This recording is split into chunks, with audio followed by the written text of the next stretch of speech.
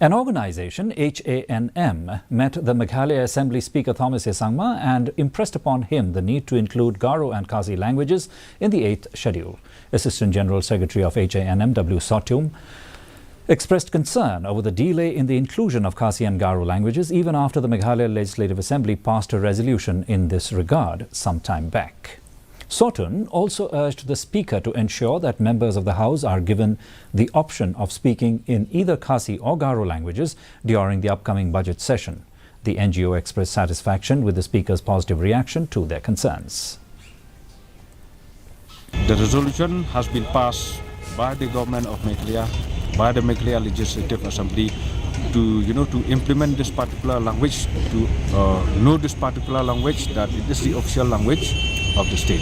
However, the problem here is when the state government has passed the resolution, the question now is why this particular resolution has not been implemented so far.